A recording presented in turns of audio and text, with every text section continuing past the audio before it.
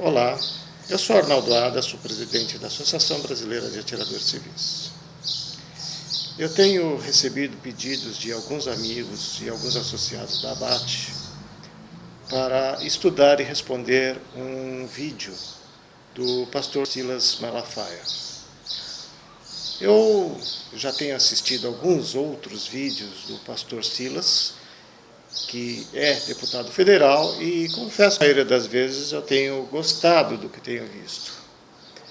Mas quando o congressista resolveu falar a respeito do PL 3722 ou até mesmo do Estatuto do Desarmamento, ele incorreu em alguns equívocos bastante graves, e então aí sim é necessário fazer alguns comentários.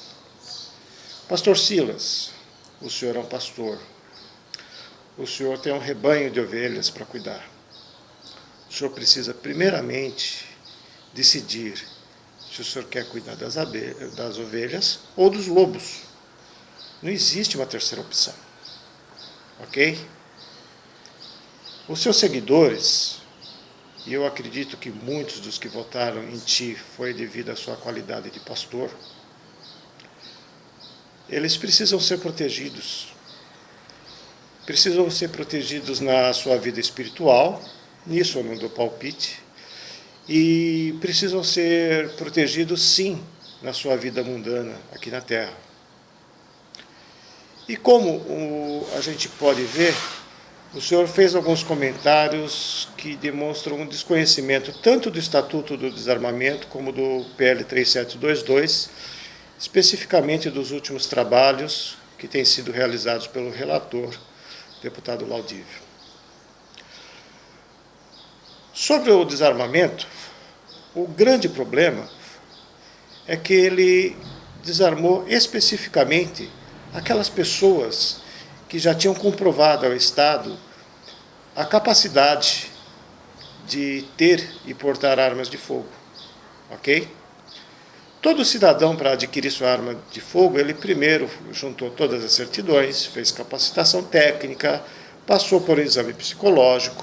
Tá? Esse foi o objeto do Estatuto do Desarmamento. Esse foi o cidadão desarmado. O bandido, ele compra arma por contrabando, ele compra na favela, ele compra na boca de fumo, ele não precisa de nenhuma capacitação, não precisa de nada. Esse não foi atingido pelo Estatuto do Desarmamento. Por quê? Porque para o bandido a lei não faz nenhuma diferença, em primeiro lugar. Em segundo lugar, que o Estatuto vai completar agora já 12 anos, e eu nunca vi fila em boca de fumo para se entregar armas. Ok? Isso não aconteceu. O senhor comenta a respeito de número de 6 armas e 600 cartuchos. Eu, pessoalmente, eu não efetuo menos do que 200 disparos por semana. Tá? Talvez o senhor não tenha prática com armas, o senhor não conheça. Então eu vou dizer uma coisa. Para quem tem uma arma, a segurança aumenta na medida em que ele pratica. Então é necessário, sim, se ter munição suficiente para essa prática, ok? O Estatuto do Desarmamento, ele liberou 50 disparos por ano para cada cidadão que tem armas. O número atual é de 5 armas, mas são 50 munições por arma, 250, eu deveria saber disso. Tá? Apenas houve um ajuste no número, de forma a que o cidadão pudesse praticar mais efetivamente. O senhor falou que o professor poderia entrar armado dentro da sala de aula. Por favor, confira as suas notícias que o senhor tem lido. Professores andam armados em sala de aula nos Estados Unidos, ok?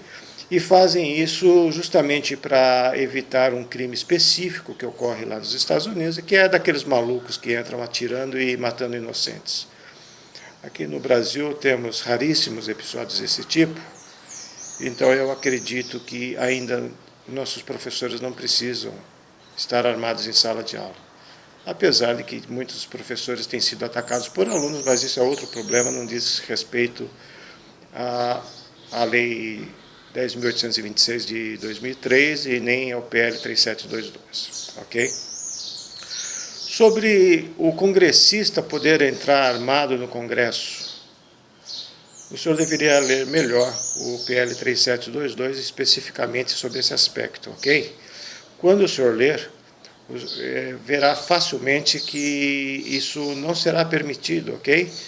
Porque as pessoas que adquirem os portes de armas têm restrições de acordo com a categoria do porte de arma assumido, ok? Eu tenho armas, eu porto armas e sou um membro não assíduo, mas frequento esporadicamente o Congresso Nacional e conheço perfeitamente o ritual de depósito de armas na entrada do Congresso Nacional. É assim que funciona. Quem quiser entrar armado não poderá. A arma tem que ficar guardada pela Polícia Legislativa, ok? É assim que funciona.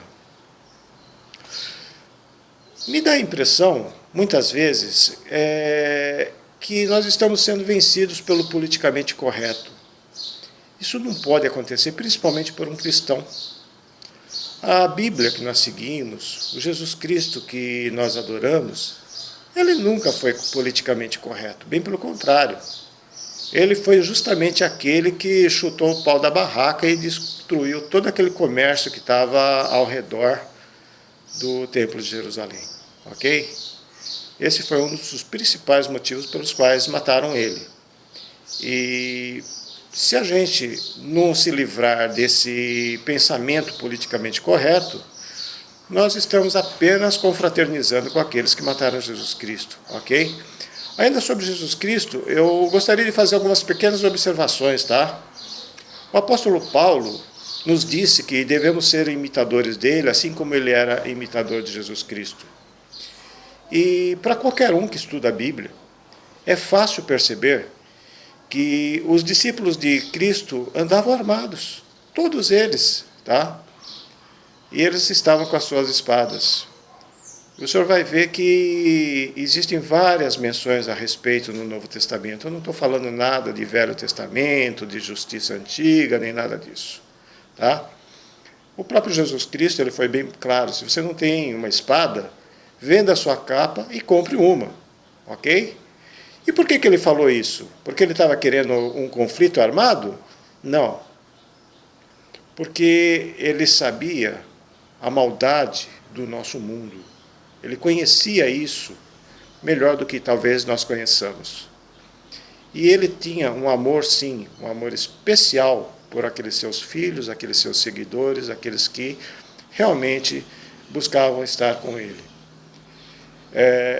Não confunda isso com o amor geral que ele tem por todo pecador, tá? Quando um pastor zela pelas suas ovelhas, ele quer preservar a vida aqui, nessa terra, uma vida confortável, segura e tranquila para suas ovelhas. E isso, na época do Jesus Cristo, era feito com o uso de uma espada. Hoje, é feito com o uso de armas de fogo, ok? E a nossa segurança só será perfeita não se a gente tiver essa ferramenta, esse instrumento denominado arma de fogo, mas se nós tivermos o devido treinamento, se nós soubermos fazer o uso eficaz e seguro dessa ferramenta. Eu não sou pastor. O símbolo da nossa associação é uma ovelhinha. É um carneiro, ok? Que fala que come leões.